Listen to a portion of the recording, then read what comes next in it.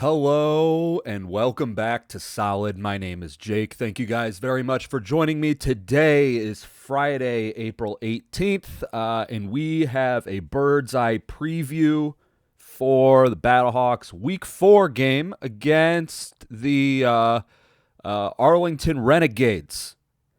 So that's where we're at. We're moving on. We're hopefully moving on. Me and you were moving on. And hopefully the team is also moving on from the just abysmal whatever the hell that we saw last week. Did a real long recap. If you want to watch that, if you didn't watch that or listen to it, by the way, you can do both those. You have both those options of watching or listening. It's a Solid Pod on YouTube and Solid on Apple and Spotify. You do whatever the fuck you want to do. I don't care. Okay. With this game, so Renegades are now 2-1, just like the Battlehawks are. Both teams lost last week. Thing about the Renegades that this is like the record is only 2-1, but this is I'm pretty sure like the best that they've ever done at the beginning of a season. If I recall correctly, I think they've always like started off super duper shitty. All the 23, 24. Because that's only a 2-year sample size, so it's not super important. But they've always like started off super shitty and got their like just hearts ripped out on last minute like field goals, and it just lost games real close in pathetic ways. Before that's exactly what happened to them last week. They're coming off a loss to the Stallions. They lost. So they played on Friday. They played on like the Battlehawks played on Sunday. Renegades played on Friday, but they lost 10-9 off some last minute kind of a dumb penalty, and they just got their hearts ripped out.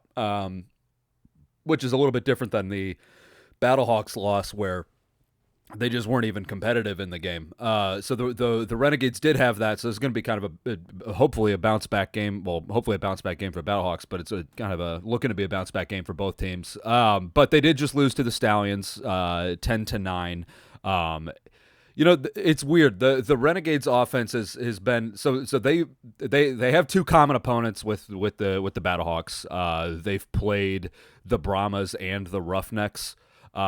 They beat both teams as well, but they only beat the Roughnecks 11-9, which is much more of a score for this league than what did the Battlehawks beat the Roughnecks 33 or 31-6. So, their offense hasn't exactly been like exploding the way that it kind of looked like they would in that week 1 game. They Renegades scored 33 points over the Brahmas, and the Brahmas turns out are just an absolute dog shit team this year, which is less fun. But that's what we're looking at going into this game. A Renegades offense that's like underperforming. The thing is they've got like a real good run defense, but we'll kind of get into that. I say real good. They've got the best run defense in this league. But they're still running out there with Luis Perez. He's a good quarterback, immobile. It's very much just a drop back passing game. Like that's kind of their whole thing. They don't do a whole lot of play actions. They don't do a whole lot of screens and stuff like that. It's just like as far as a passing game goes, it's very traditional. Luis Perez, not a big rollout guy. Again, like just a non-athletic white guy is what he is. But his name is Perez. Maybe not like the whitest. You get what I mean. He's just a non-athletic guy, race aside. But they're running back, they got Kalen Ballage and this other cat, Day Hunter. Kalen Ballage is, I believe, let me see if I can pull it up. He is the leading rusher in the UFL for total yards, average yards per game, like all this stuff, average yards per attempt. I think he's averaging 5.1 yards per attempt, 189 yards total. He's good. He's big dude. Then they've got their 3 wide receivers they're all decent. Deontay Burnett, Isaiah Winstead, and Tyler Vaughns. I don't know. They're all like it's they're kind of just like a decently built offense, and their running back is pretty damn good. Head coach is Bob Stoops. Last year he finally got his 100th career win, and then their offensive coordinator is Chuck Long.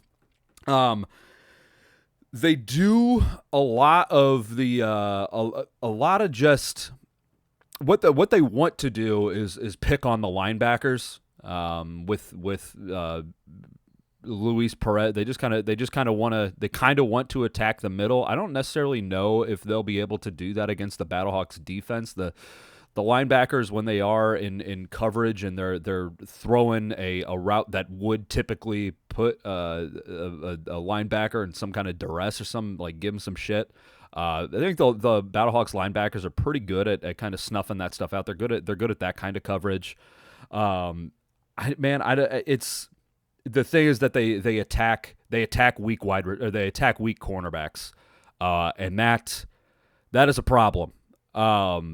Because the Battlehawks don't have Brandon Sebastian anymore. He's on IR, so they're going to be marching out Miles Sims and Miles Jones. The Myleses, one is number 6 and one is number 24. But they're going to be marching out these two cats opposite of Chris Payton Jones.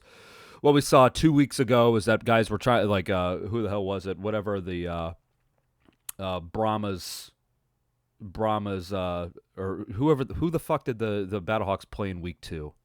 Why am I dumb? Why can't somebody else be dumb? Why whoever the hell in week 2 the quarterback was trying to attack Brandon Sebastian, and it didn't work at all. So then I think that the defenders saw that last week, and they're like, okay, we're not going to go at Brandon Sebastian. That didn't work. So then they went after Chris Payton Jones. And then Chris Payton Jones was, again, like the entire defense, really hit or miss. But now this is a very clear, very, very clear which side of the field that you want to attack, and it's going to be Miles Jones and Miles Sims. So I think that for the Battlehawks defense to really be able to get off the field, it's going to be reliant on either of those two guys holding it down. And honestly, I don't know if they can or not. The entire defense, when they came in last week, everything was already gone to shit. So I don't necessarily want to compare it to that because it's an entirely different situation than a brand new football game. But I don't know. That's going to be the thing to keep an eye on. It's going to be a thing to keep an eye on is number 24 and number 26 on this defense. I mean, that's really what it is. I know I don't know a whole lot about Miles Jones. I know Miles Sims is like a really rangy guy, a real long guy.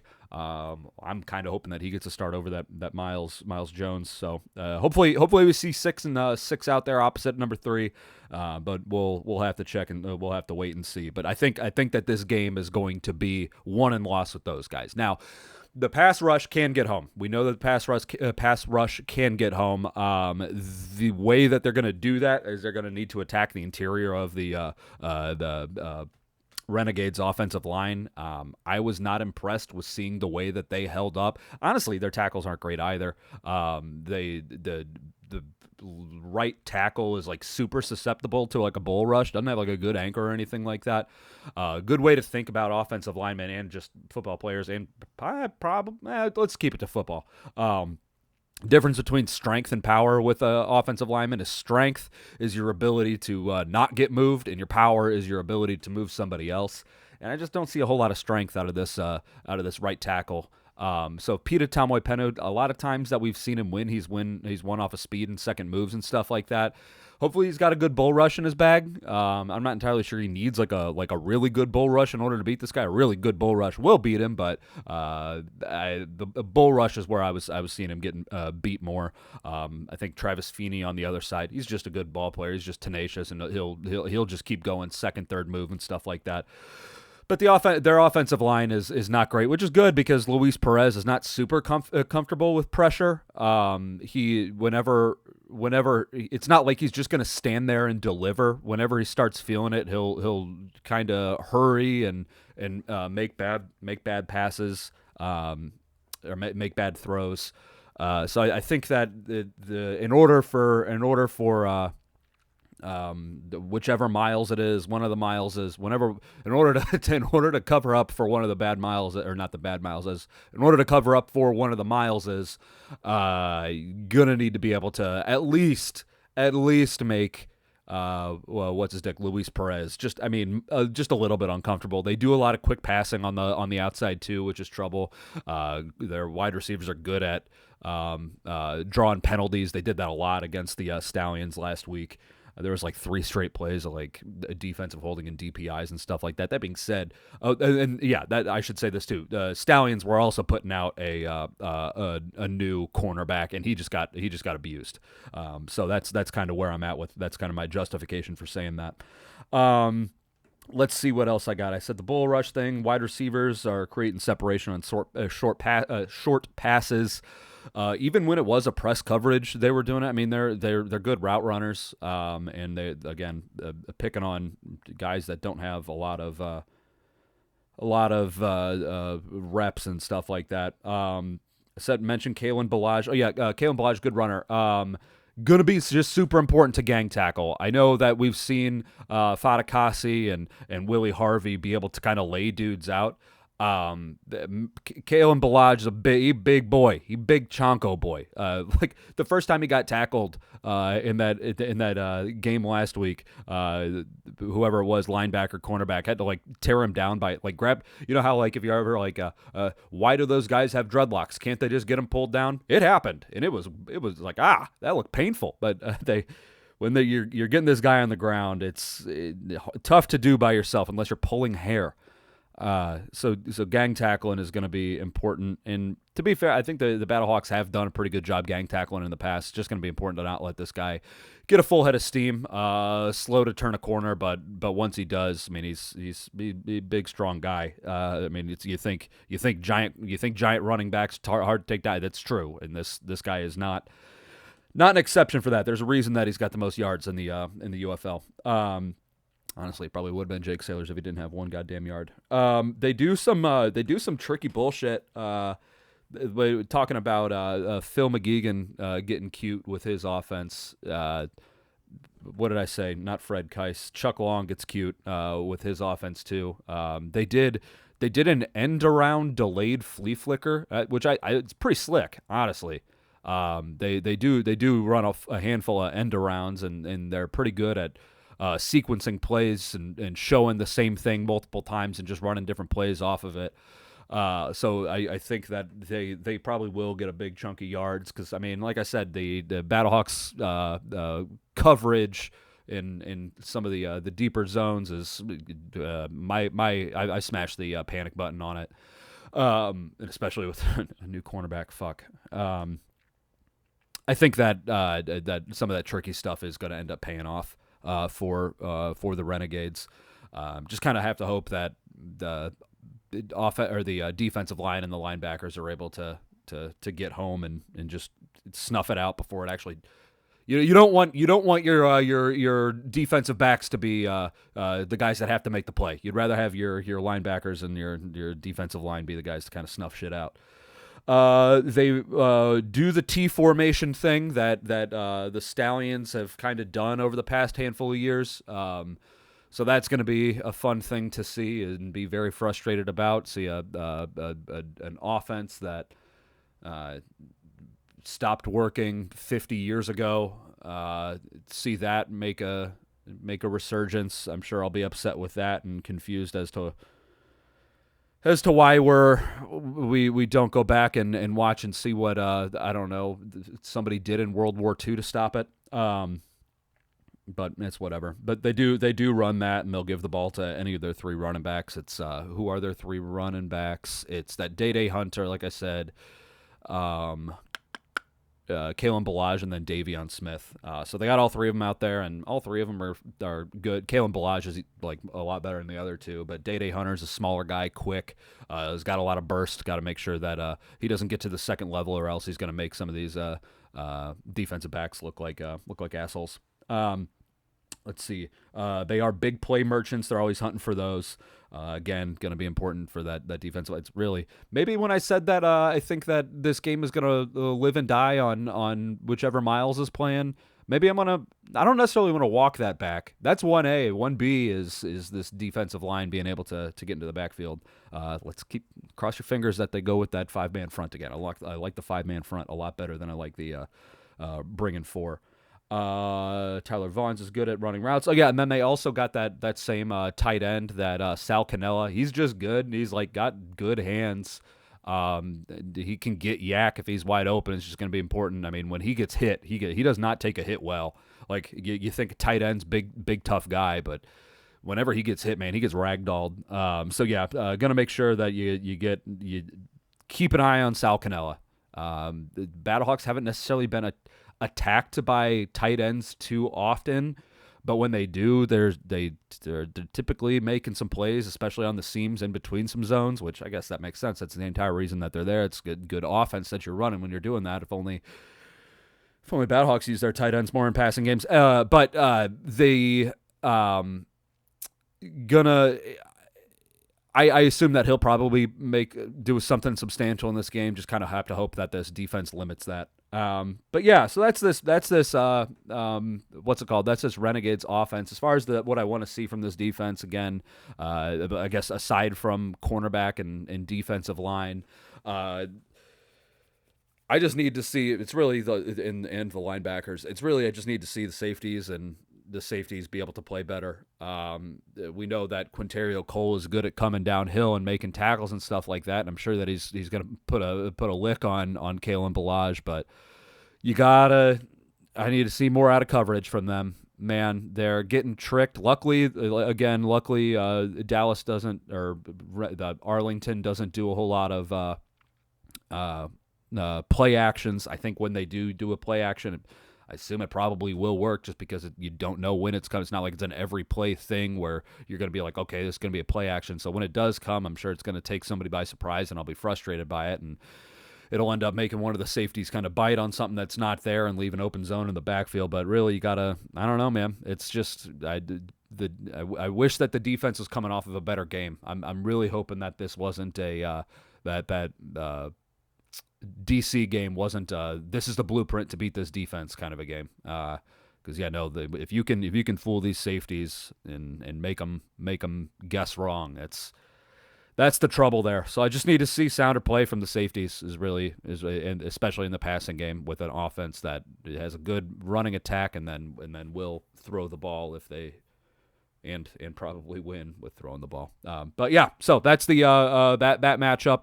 As far as the Battlehawks offense on the Renegades defense, like I said before, it's really strength on strength here with the Battlehawks running game and the Renegades running defense. They're good, man. They're good at stopping the run.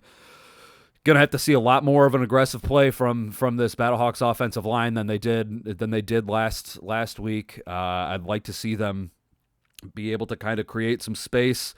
Or not create some space, get a good push, knock that defensive line back, body up to guys. Don't let them be able to make the play at the line of scrimmage, which is what was happening. That's why Jacob Sailors wasn't able to get a whole lot of. He got 1 yard. But they're two linebackers. They're Donald Payne and Chris Odom.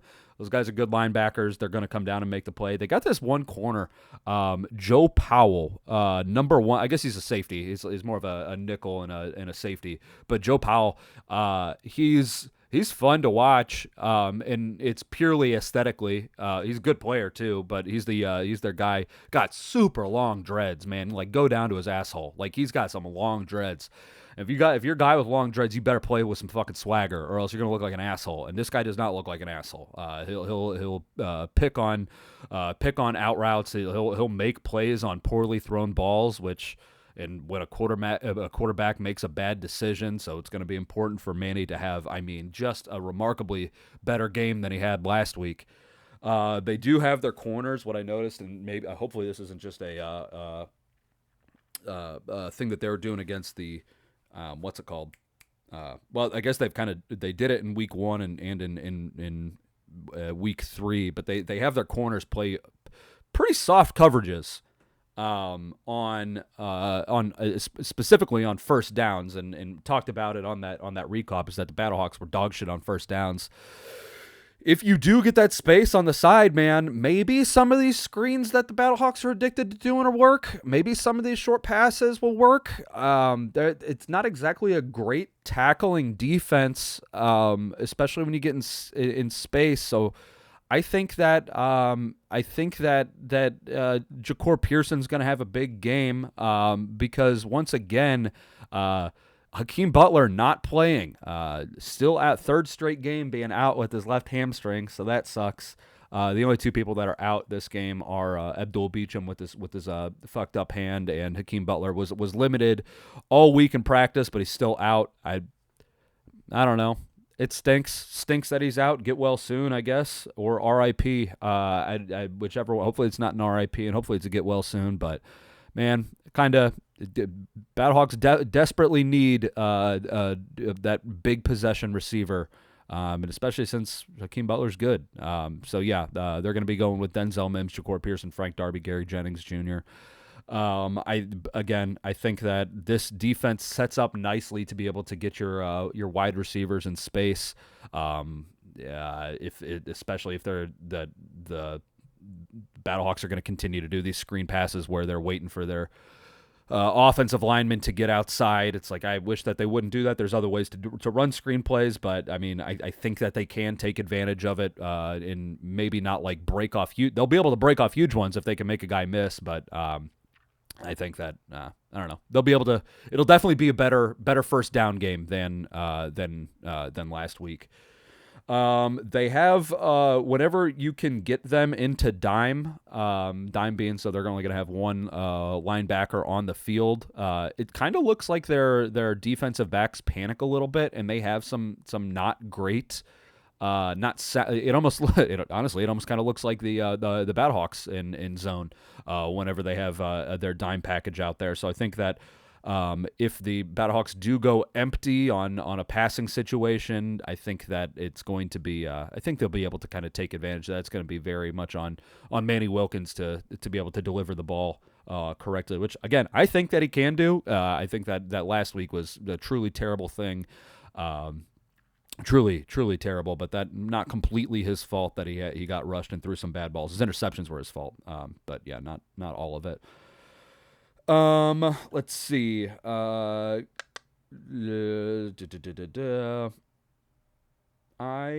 am not seeing a whole lot.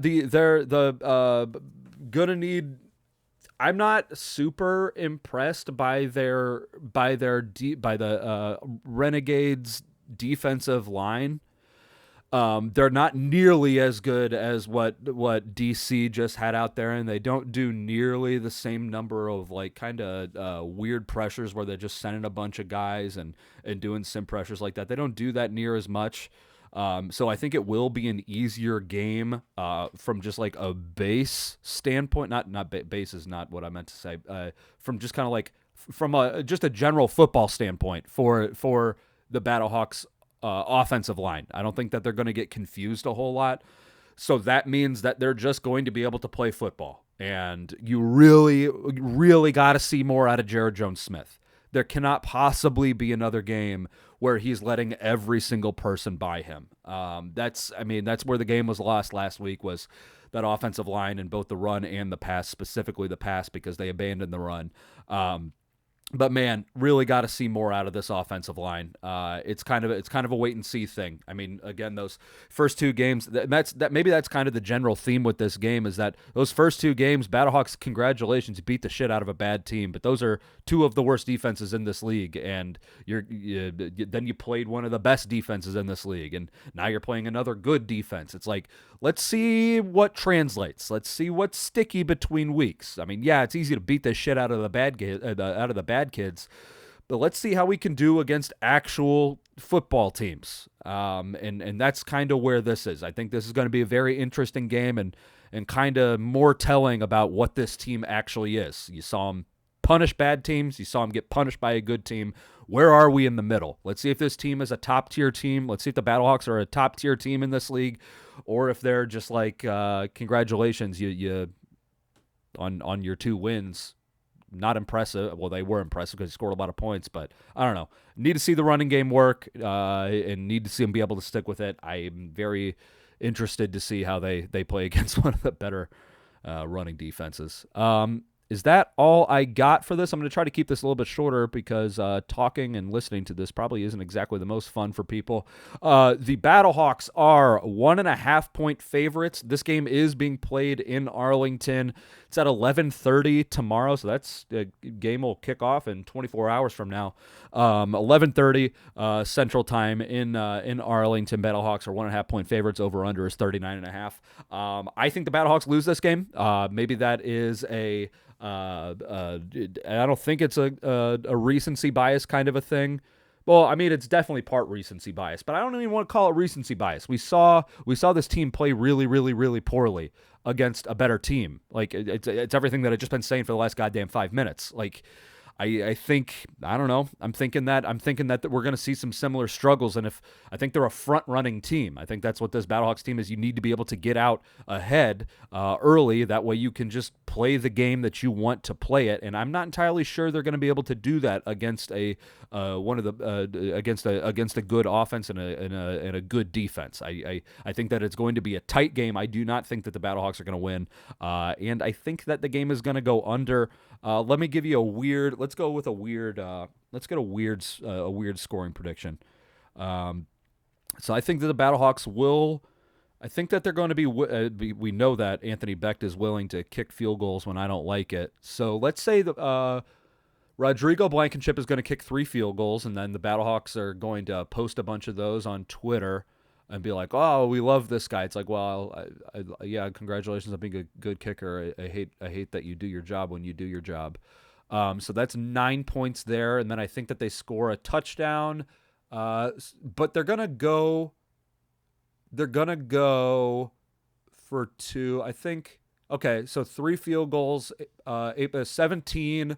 Let's go 17-20, and the Renegades win it with 5 minutes left in the game, and it's on a big kill. And I don't want to say it's on a big run, but okay, I think that Tyler Vaughns draws a DPI within the last 5 minutes of the game.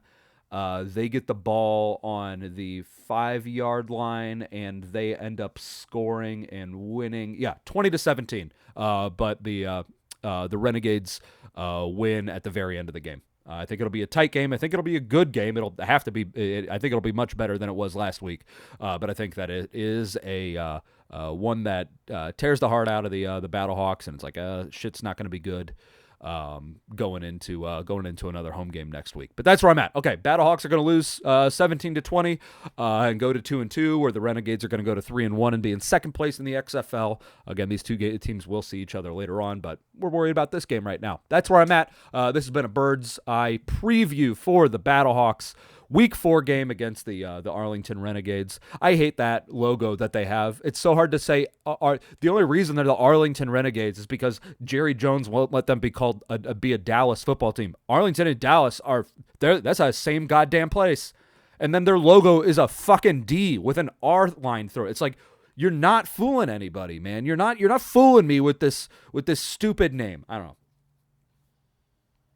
That's where I'm at. Okay, go Birds, go Battlehawks, go Ironbirds, cause the law, cause martial law at this point. Need to be able to see something more before we make it something that's legislative rather than just kind of forced. If you say anything at all to anybody, they're going to be able to be like, oh, that guy's a Battlehawks guy. Like that's like I was walking the dogs and this all that like this in the neighborhood that somebody let their dog out or their dog got out with a leash, and this lady was like running and after her dog down the street, and she goes, "Oh, I'm sorry." And I was like, "What the hell? Like, I don't have time for that. Like, I get frustrated easily. You guys know I run hot." But then it's like, I put my arms up. I was like, "What the fuck are you doing?" And she saw that. But obviously, she translated that like, "Oh, that guy's just a Battlehawks guy. That's all he's doing." But that's where we're at. All right, I will talk to you guys tomorrow afternoon with a rehauction. Maybe I'm surprised. Maybe I'm wrong. I doubt it. But maybe I am. All right, talk to you later.